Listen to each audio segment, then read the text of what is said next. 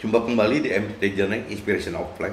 Pagi ini saya coba mau sharingkan teman-teman dengan temanya hal kekhawatiran Tuhan gunakan sebagai proses melakukan keselamatan jiwa kita.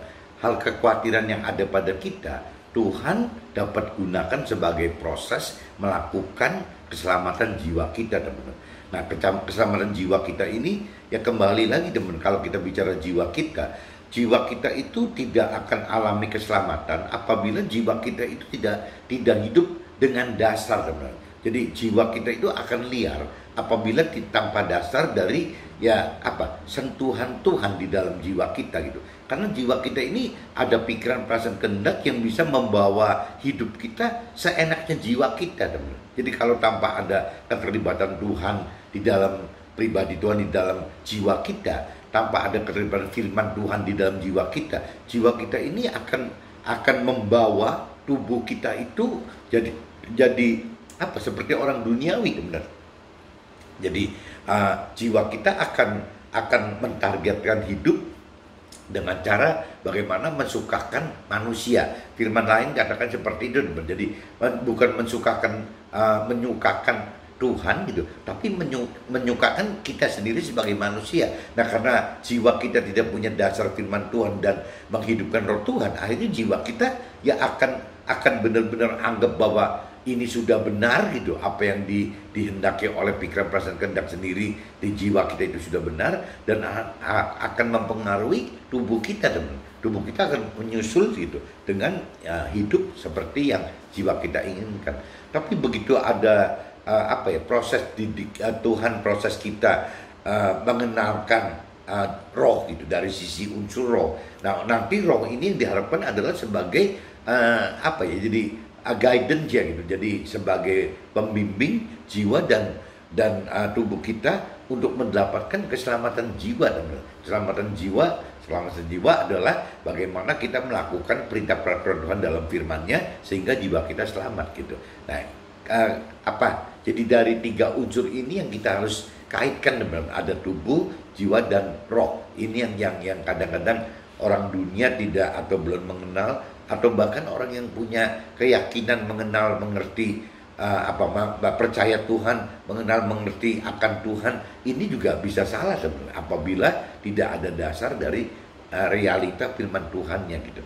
Nah, jadi banyak juga firman katakan kita ini tidak cuma cukup mengerti firman Tuhan aja, teman-teman. Kita harus melakukan firman Tuhan. Nah, ini kan step berikutnya lagi. Jadi untuk mengerti firman Tuhan aja udah satu step di depan orang yang berkeyakinan gitu. Jadi bagaimana caranya kita mengenal dan mengerti firman Tuhan itu udah satu tahap di depan dari orang yang punya keyakinan.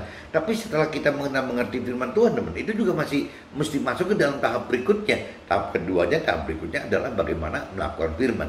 Dan ini terus, teman, tahap-tahap ini akan berlanjut terus gitu. Karena keraguan waktu kita melakukan firman itu terus terjadi, teman-teman. Sampai kita meninggal juga tetap aja masih ada keraguan gitu. Nah, ini makanya dibilang kalau Tuhan pengen kita sempurna, ya rasanya nggak bisa. Sempurna itu miliknya Tuhan Allah gitu. Tapi kalau kita bicara serupa, segambar, ya masih mirip-mirip kali. Ya meskipun tidak sesempurna Tuhan Allah, tapi kita sudah mengarahkan hidup sesuai dengan apa yang Tuhan perintah peraturan dalam kita gitu. Nah, ini coba saya mulai, teman-teman, dari hal kekhawatiran, teman-teman. Hal kekhawatiran itu banyak di kitab-kitab. Ada di kitab lain gitu, di luar Lukas yang hari ini saya baca, kitab Lukas pasal 12 ayat 22, 3, 4. Ini sama, teman-teman, bicaranya hal kekhawatiran. Padahal di kitab sebelumnya, di kitab Matius segala macam juga ada, teman-teman, bicara yang hal kekhawatiran. Cuman ini versi yang ditulis itu adalah versi dari Lukas gitu ya, bukan dari Matius, ada yang lain gitu. Nah, ini perikopnya judulnya, teman-teman, hal kekhawatiran, sama hal kekhawatiran. Yesus berkata kepada murid-muridnya, "Karena itu aku berkata kepadamu, janganlah khawatir akan hidupmu, akan apa yang hendak kamu makan, dan janganlah khawatir pula akan tubuhmu, akan apa yang hendak kamu pakai." Nah, kalau di kitab Matius disebutkan makan dan minum dong, tapi kalau di kitab Lukas bicara makan langsung ke pakaian gitu. Sebab hidup ini lebih penting daripada makanan, dan tubuh ini lebih penting daripada pakaian. Perhatikanlah burung-burung gagak yang tidak menabur dan tidak menuai dan tidak mempunyai gudang atau lumbung gitu. Namun demikian diberi makan oleh Allah. Betapa jauhnya kamu melebihi burung-burung itu. Nah, ini firman di ayat 14-nya katakan begitu, ayat 24 katakan seperti itu. Jadi jangankan kita manusia gitu, yang mestinya mempunyai roh yang dari Tuhan gitu. Roh itu hanya yang memiliki hanya manusia aja, teman. Nah, burung aja yang tidak punya roh, Tuhan itu sangat peduli gitu ya. Burung yang hanya punya tubuh dan jiwa saja, Tuhan sangat peduli. Masa sama manusia tidak lebih daripada burung? Intinya ayat 24 katakan itu, teman-teman. Siapakah di antara kamu yang karena kekhawatirannya dapat menambah kesehatan pada jalan hidupnya? Dan juga ayat 25 juga diingatkan seperti itu. Jangan sampai kita jadi bingung sendiri, tapi kita tidak ngerti langkahnya apa gitu, teman.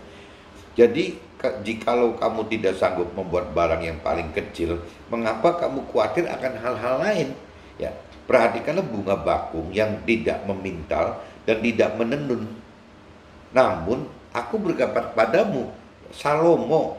Kalau Salomo itu teman-teman, kalau cerita di Muslim ini kan nggak salah Nabi Sulaiman gitu, sama aja gitu. Jadi kalau di Nasrani nyebutnya Salomo gitu, tapi kalau di kitabnya Al-Quran, di kitab sucinya Muslim gitu, nyebutnya Nabi Sulaiman, Nabi Salomo, Nabi Sulaiman gitu. Kalau nggak salah seperti itu, teman-teman. Mereka bunga bakung yang tidak memintal dan tidak menenun. Namun aku berkata kepadamu, Salomo dalam segala kemegahannya pun tidak berpakaian seindah salah satu dari bunga itu gitu. Jadi jika rumput di ladang yang hari ini ada dan besok dibuang ke dalam api, demikian didadani Allah. Terlebih lagi kamu, orang yang kurang percaya. Yang firman di ayat 28 juga dicantumkan, tadi kan bicara burung gagak gitu, waktu bicara di ayat 24 ya teman-teman ya. Nah, kalau bicara ayat 28, firman Tuhan mengumpamakan rumput gitu, bukan binatang, bukan hewan lagi, tapi rumput gitu, tumbuhan nih gitu ya. Jadi istilahnya di sini, jadi jika rumput di ladang yang hari ini ada dan besok dibuang ke dalam api, demikiannya didandani Allah. Terlebih lagi kamu, orang-orang yang kurang percaya gitu. Jadi janganlah kamu mempersoalkan apa yang akan kamu makan atau apa yang akan kamu minum, dan janganlah cemas batinmu gitu, dan cemas hatimu. Jadi ini hal kekhawatiran lagi nih teman-teman. Semua ini dicari bangsa-bangsa di dunia yang tidak mengenal Allah. Akan tetapi Bapamu tahu bahwa kamu memang memerlukan semuanya itu. Nah, ini kalau saya bacakan universal untuk yang di ayat 30, teman-teman. Semua itu dicari bangsa-bangsa di dunia yang tidak mengenal Tuhan. Akan tetapi Tuhanmu tahu bahwa kita memang memerlukan semuanya itu. Jadi Tuhan tahu, teman, bukan tidak tahu gitu. Tuhan tahu bahwa kita ini memerlukan seperti orang-orang yang dunia perlukan, itu tahu gitu, bukan tidak tahu gitu. Orang seperti orang yang punya keyakinan diri sendiri akan pikiran perasaan kehendaknya sendiri. Tuhan tahu gitu bahwa kita butuh itu gitu.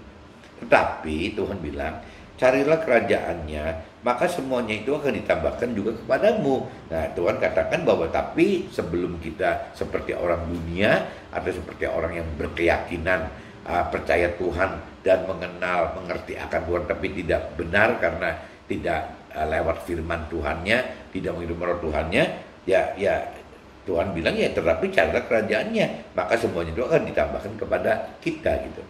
Janganlah takut, hai kamu kawanan kecil, karena Bapamu telah berkenan memberikan kamu kerajaan itu.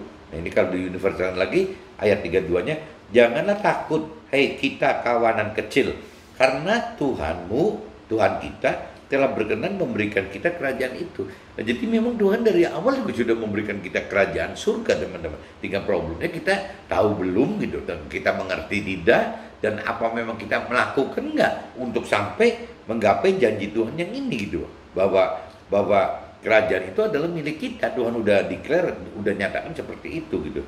Jualah segala milikmu dan berikanlah sedekah. Buatlah bagimu pundi-pundi yang tidak dapat menjadi tua, suatu harta di surga yang tidak akan habis, yang tidak dapat didekati pencuri dan tidak dirusakkan ngengat gitu. Karena di mana hartamu berada, di situ juga hatimu berada. Nah, ini kalau kita artikan lebih dalam, teman-teman, di ayat 33, ini kadang-kadang bisa salah kaprah loh, teman-teman. Di sini firman katakan, jualah segala milikmu dan berikanlah sedekah gitu. Jadi ada kesan seolah-olah kita nggak perlu kaya gitu. Jadi kalau kaya kita jual aja, kasihkan sedekah gitu. Tapi kalau di pengertian yang lebih dewasa rohani, Mungkin bukan itu loh teman. Jadi kalau kita konversikan bahwa kita jangan sampai terikat akan harta, tahta dan pemenuhan nafsu duniawi itu gitu. Itu yang paling penting teman-teman. Masalah kalau kita memiliki segala sesuatu gitu, memiliki harta tahta dan kemampuan untuk membeli hal-hal duniawi gitu.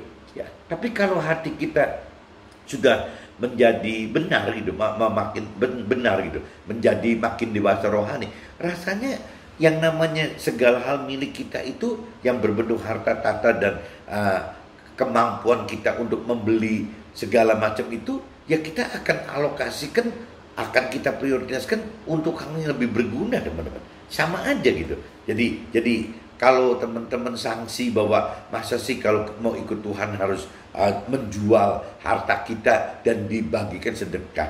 Ya kalau saya buat saya pribadi, mungkin teman-teman nggak perlu mikir se-ekstrem itu deh. Yang namanya teman-teman cukup misalnya bagaimana kita membunuh, ya bahwa ya itu tadi di ayat yang itu kan di ayat yang ini kan disebutkannya carilah dahulu kerajaan. Nah ini ayat 31 teman-teman ya. Tetapi carilah kerajaannya, maka semuanya itu kan ditambahkan kepadamu. Jadi ya cari aja kerajaan Tuhannya gitu. Nanti waktu kerajaan Tuhannya udah ketemu, mungkin kita jadi pola pikir kita, perasaan kita, kehendak kita itu tidak dikuasai oleh kita sendiri, tapi sudah dikuasai oleh rancangan dan kehendak Tuhan gitu. Nah ini nanti kalau sampai rancangan kehendak Tuhan itu positif, ya akhirnya arti dari ayat 33 jualah segala milikmu itu bisa berubah menjadi ya gampangnya kita tidak terikat, hidup ini tidak terikat, tidak terkungkung, tidak diperbudak oleh harta, tahta dan ya kemampuan kita membeli hal-hal duniawi itu gitu. Jadi kita mesti manfaatkan bagaimana segala yang kita miliki itu, baik harta, tahta dan kemampuan membeli hal-hal duniawi itu kita manfaatkan untuk yang sesuai dengan rancangan kehendak Tuhan, ya sesuai dengan perintah peraturan Tuhan. Apa gitu? Ya kita kalau mau menjadi alat, bagaimana memberitakan kebenaran firman Tuhan sampai ke ujung dunia, teman. Jadi ke siapapun juga. Jadi akhirnya segala milik kita itu ada bermanfaat gitu, teman. Nah, pemikiran seperti ini itu baru kita bisa dapat. Pemikiran dan pengertian seperti ini baru kita dapat apabila kita dari hati kita memang sudah timbul kemauan untuk mengenal firman Tuhan lebih lanjut, teman-teman.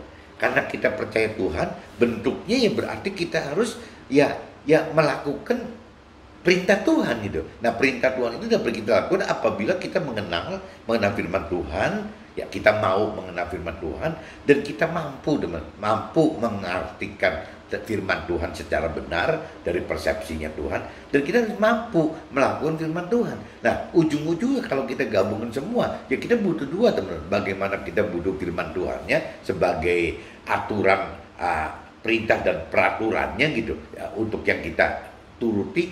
Nah, yang keduanya bagaimana kita menghidupkan roh Tuhan di dalam hidup kita, di dalam roh kita, agar kita punya kemampuan untuk dapat mengerti, mampu mengerti akan apa yang Tuhan maksudkan gitu. Satu. Kedua, kita mampu melakukan firman Tuhan, teman-teman. Bagaimana caranya kita mampu melakukan firman Tuhan gitu. Meskipun firman Tuhan itu ya umumnya berbeda, teman-teman, dengan apa-apa yang diinginkan dunia gitu. Nah, ini saya sudah bacakan, teman-teman, bacakan di kitab Lukas 12 pasal 12 ayat 22, 3, 4 saya udah bacakan, dan saya coba cross check, teman-teman. Coba teman-teman kalau bawa Alkitab coba di cross check dengan kitab Yakobus, teman-teman. Kitab Yakobus pasal 1, teman-teman. Ayatnya 19 sampai 27 gitu. Ayatnya 19 sampai 27, teman-teman.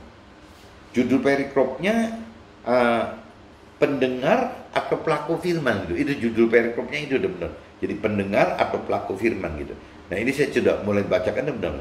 Hai saudara-saudaraku kasihi, ingatlah hal ini. Setiap orang hendaknya cepat untuk mendengar, tetapi lambat untuk berkata-kata, dan juga lambat untuk marah gitu. Nah, kalau di firman katakan seperti itu, Bapak. Kita ini lebih penting mendengar daripada kita berkata-kata dan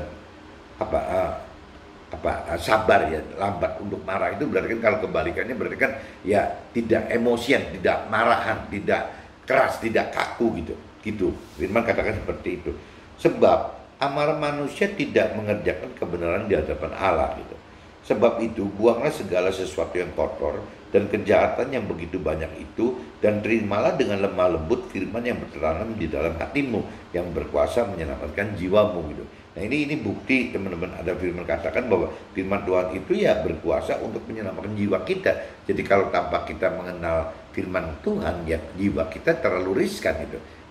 Terlalu riskan untuk diselamatkan teman-teman. Ya karena kita akhirnya hidup tidak beda dengan orang-orang dia pada umumnya. Ya karena kita pikiran kita, perasaan, kehendak kita itu dikuasai oleh hal-hal yang lebih bersifat kesukaan manusia dan hal-hal yang bersosialisasi dengan ya kepentingan duniawi gitu. Jadi akhirnya kalau tanpa firman Tuhan ya pasti kita tidak terselamatkan, jiwa kita sulit untuk diselamatkan teman-teman. Tetapi hendaklah kamu menjadi pelaku firman dan bukan hanya pendengar saja, sebab jika tidak demikian kamu menipu diri sendiri. Nah kalau di ayat 22 ini kan dinyatakan bahwa apabila kita sudah mengerti firman Tuhan, tidak cukup didengar gitu, bagaimana kita melakukan. Tapi kadang-kadang di realita lapangan teman, kadang-kadang orang yang mengerti firman Tuhan aja juga jarang teman-teman. Jadi mereka banyaknya kalau saya pelajarin teman-teman saya gitu, saya banyak sharing dengan teman-teman atau sharing dengan mentor rohani. Memang terbanyak itu orang yang punya keyakinan dari pikiran, perasaan dan kehendaknya sendiri aja teman. Itu lebih dominan gitu. Jadi dibanding bahkan sama orang yang belum atau tidak mengenal Tuhan gitu. Orang yang belum mengenal atau tidak mengenal Tuhan itu sedikit teman-teman. Nggak sebanyak orang yang punya keyakinan bahwa saya sudah percaya Tuhan dan saya sudah mengenal Tuhan gitu. Itu dengan pikiran, perasaan, kehendak sendiri, dengan jiwa sendiri, itu kayaknya lebih banyak teman-teman. Nah ini yang mestinya tugas kita teman-teman, tugas kita yang sudah lebih mengerti firman Tuhan, yang sudah lebih berani melakukan firman Tuhan, yang sudah harus mulai memberitakan kepada teman-teman kita yang punya keyakinan tadi gitu. Ya kita harus menyadarkan mereka bahwa dia percaya Tuhan sudah bagus gitu, dia mengenal, dia percaya diri, sudah mengenal firman Tuhan juga sudah bagus. Tetapi kan caranya itu yang kurang benar gitu. Jadi mestinya itu diluruskan, percaya Tuhan itu yang benar harus bagaimana, yang namanya mengerti firman itu harus bagaimana gitu. Nah untuk bisa lebih benar dalam hal percaya Tuhan dan mengerti firman Tuhan, ya tidak jauh lagi, balik lagi harus mengenal firman Tuhan gitu, dan juga harus menghidupkan roh Tuhan. Tanpa itu tidak bisa jalan teman. Nah ini jadi di ayat 23 ditegaskan seperti itu gitu ya. 22 udah mulai kan, tetapi hendaklah kamu menjadi pelaku firman dan bukan hanya pendengar saja, sebab jika tidak demikian kamu menipu diri sendiri gitu. Berarti tidak melakukan firman, cuman mengerti akan firman Tuhan tapi tidak melakukan firman Tuhan. Nah itu juga konyol gitu. Kata firman sebut itu menipu diri sendiri gitu. Sebab jika seorang yang hanya mendengar firman saja dan tidak melakukannya, ia adalah seorang yang sedang mengamati mukanya yang sebenarnya di depan cermin. Nah ini firman ajarkan gitu. Jadi seolah kita kalau ngaca di cermin gitu, ya cuman begitu aja gitu. Ya. Tetapi barang siapa meneliti hukum, jadi kalau lupa bagaimana rupanya kan, maksudnya kalau kita bercermin terus kita pergi, ya kita nggak bisa 100% mengingat seperti waktu kita bercermin gitu. Ya itu maksudnya gitu. Jadi baru saja ia memandang dirinya, ia sudah pergi atau ia segera lupa bagaimana rupanya. Itu kalau seorang mengamati sebenarnya depan cermin tuh. Coba kalau saya ulang teman-teman. Sebab jika seorang hanya mendengar firman saja dan tidak melakukannya, ia adalah seorang yang sedang mengamati mukanya yang sebenarnya di depan cermin. Ya, baru saja ia memandang dirinya, ia sudah pergi atau ia segera lupa bagaimana rupanya gitu. Bagaimana rupa kita di cermin tadi? Ya memang ia sudah mencoba firman Tuhan ini tidak salah, coba kita nanti praktekkan gitu. Tetapi barang siapa meneliti hukum yang sempurna, yaitu hukum yang memerdekakan orang, dan ia bertekun di dalamnya, jadi bukan hanya mendengar atau melupakannya, tetapi sungguh-sungguh melakukannya, ia akan berbahagia oleh perbuatannya.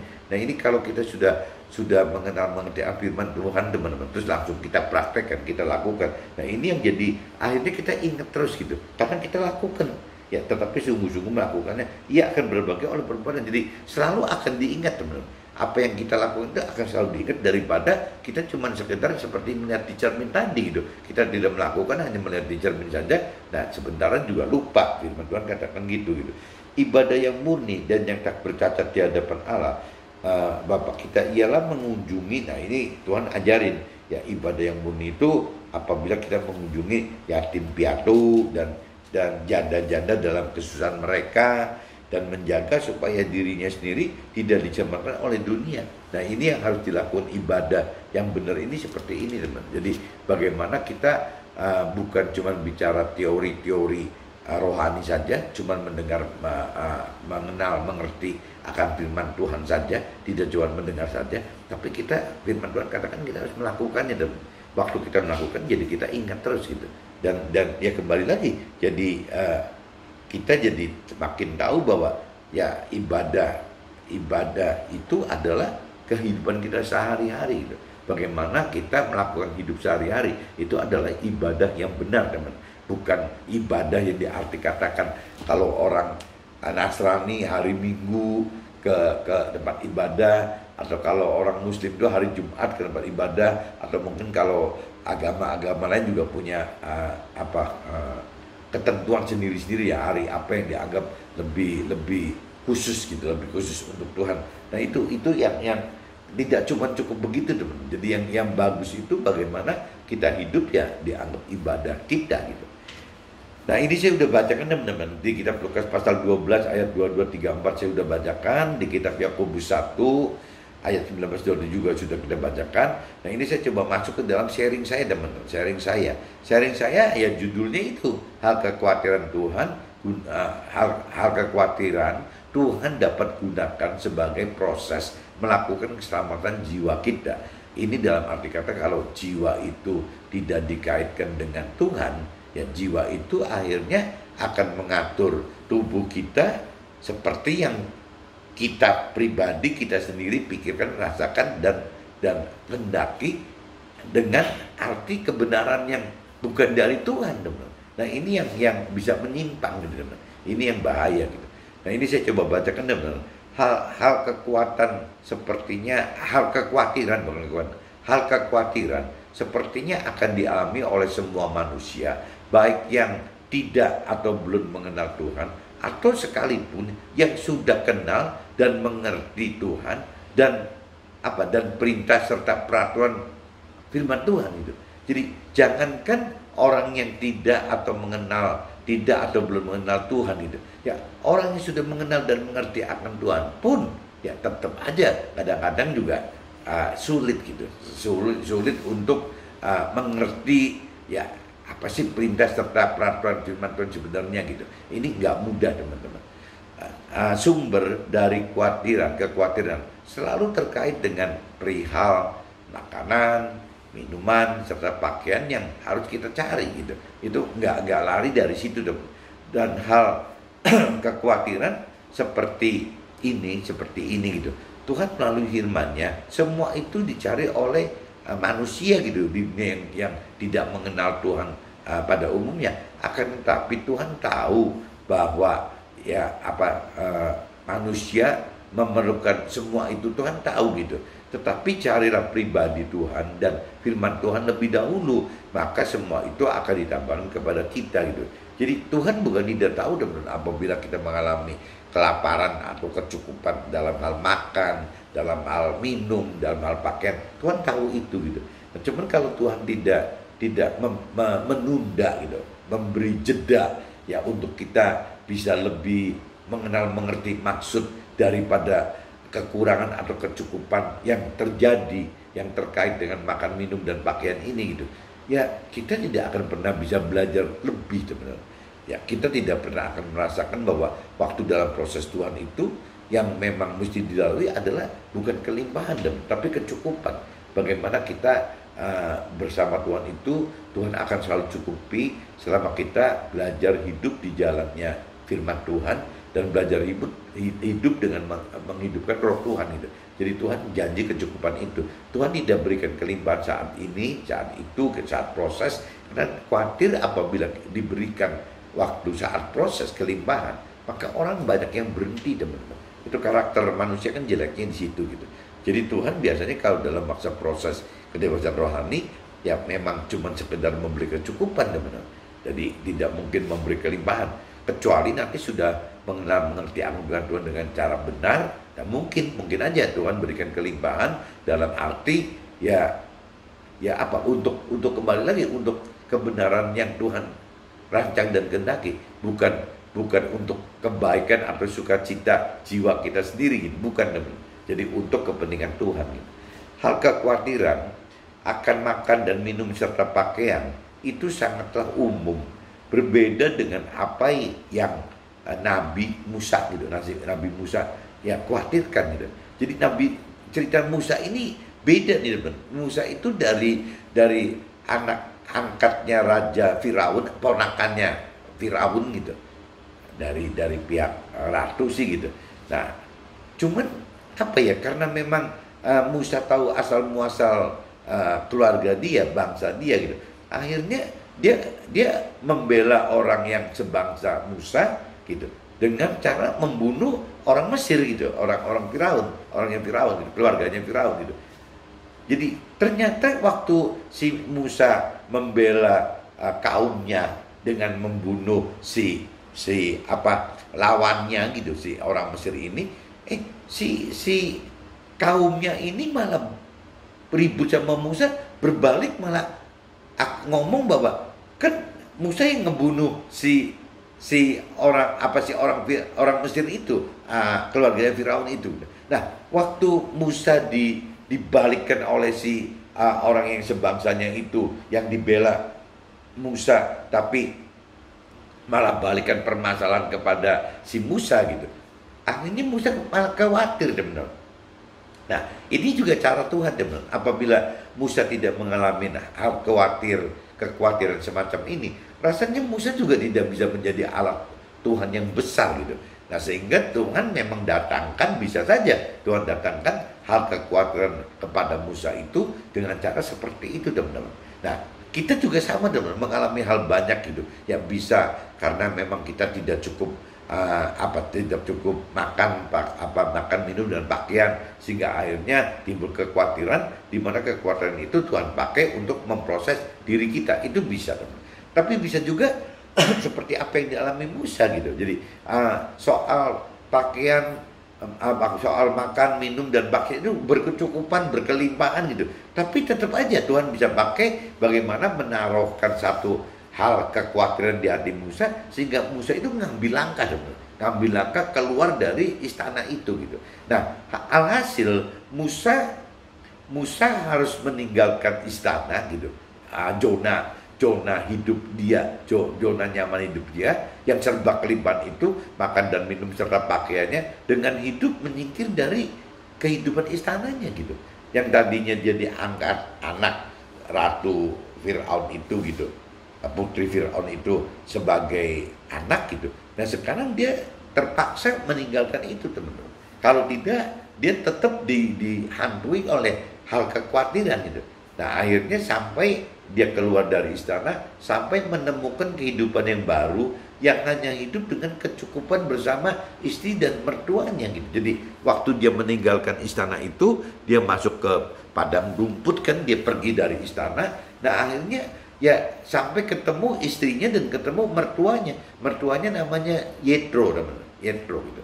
Jadi Musa hidup 40 tahun untuk gembalakan domba. Nah, waktu itu Yetro ini kan penggembala domba gitu. Jadi akhirnya Musa itu ya bantu Yetro gitu, dengan istrinya yang menggembalakan domba. Nah, proses waktu Musa ini diproses di padang rumput gitu ya sebagai penggembala domba, ini lamanya 40 tahun, teman. Ya, ini kan logikanya 40 tahun itu bukan masa sebentar gitu bagi Musa gitu. Nah, Musa ini selama 40 tahun ini akhirnya belajar gitu bagaimana caranya ya mengalami hidup itu di luar istana gitu. Dia waktu dari mulai lahir sampai muda kan ada dalam istana. Tapi kalau 40 itu kan begitu dia masuk ke mengalami hal kekhawatiran, dan dia mulai nih teman-teman, mulai masuk di proses. Ya mungkin umur 40 mungkin gitu, diduga begitu, 40-an diproses selama 40 tahun. Ya ini kan jeda gitu, kayak tidak ada hasil apa-apa. dia cuma menggembalakan domba aja seperti itu gitu. Padahal dia terus tiap hari kan mencari Tuhan gitu. Ya dia hidup dengan Tuhan. Nah cuma karena waktu itu tidak ada kitab suci, berarti ya Musa hidup belajar langsung dari hubungan gitu teman. Hubungan itu. Nah kalau saat zaman kita sekarang kan beda teman, beda dengan Musa gitu. Kalau sekarang itu kan kita ada guidance, ada bimbingan dari kitab suci, dari firman Tuhan gitu. Nah itu bisa terbina dan kita juga diajarkan oleh firman bahwa kita harus hidupkan roh Tuhan. Nah kalau waktu zamannya Musa, Musa hanya menghidupkan roh Tuhan saja, sehingga roh Tuhan yang mengajar Musa firman-firman Tuhan itu gitu. Nah ini 40 tahun nggak main-main teman. Jadi gembala domba dari mulai seperti pangeran di istana sampai belajar sesederhana itu, yaitu proses pembentukannya Musa. Tuhan datangkan hal kekhawatiran kepada Musa sampai akhirnya Musa akhirnya mengalami proses kedewasaan rohani. Jadi 40 tahun di padang rumput bareng sama istri dan mertuanya itu, ya ini masa jeda gitu. Jedanya Musa yang Tuhan pakai untuk mendidik Musa secara rohani agar mampu saat Tuhan pakai Musa sebagai alat Tuhan gembalakan manusia melewati proses padang gurun selama 40 tahun loh teman-teman. Nah ini sama nih, jadi Musa belajar 40 tahun bagaimana menjadi gembala domba dengan belajar dari Tuhan. Tapi setelah itu, ya setelah berarti mungkin umur 80-an kali. Umur 80-an Musa baru dipakai untuk sebagai alat Tuhan masuk ke dalam ya padang gurun gitu. Ya bagaimana selama 40 tahun juga teman-teman. Dan ini jumlahnya kan 2 jutaan katanya teman. 2 juta orang loh yang dibimbing Musa melewati padang gurun itu, meskipun teoritis katanya yang tua-tua meninggal semua selama 40 tahun udah nggak ada. Jadi yang masuk ke kota yang Tuhan janjikan itu malah jadi generasi setelah si orang-orang tua yang rewel ini itu yang sulit sekali untuk percaya Tuhan gitu. Jadi generasi baru semua, kecuali Musa pun tidak bisa masuk ke dalam kota yang dijanjikan kecuali Yosua dan Kaleb kalau nggak salah itu teman-teman yang membimbing anak-anak mudanya gitu. Nah pengalaman hidup Musa adalah contoh pelaku firman yang bukan hanya sebagai pendengar saja. Musa dapat menerima firman dengan lemah lembut yang tertanam di dalam hatinya, di mana kuasa Tuhan dan firman menyelamatkan jiwa Musa itu gitu, jiwanya si Musa dari pikiran dan perasaan serta kehendak dirinya Musa sendiri gitu. Nah ini satu contoh teman-teman bahwa Musa ini lemah lembut gitu, di firman Tuhan katakan begitu, yang mungkin jadi dalam arti kata memang Musa itu sangat mengasihi Tuhan, ya dalam arti kata Musa itu taat sekali melakukan firman, bentuk kasihnya itu dikonversikan ke dalam melakukan firman. Nah akhirnya Nabi Musa yang melakukan firman, bukan cuma mendengar saja, bukan cuma belajar 40 tahun di padang rumput sebagai gembala domba, tapi juga dia praktekkan selama 40 tahun di padang gurun ya dengan menjadi gembala manusia gitu.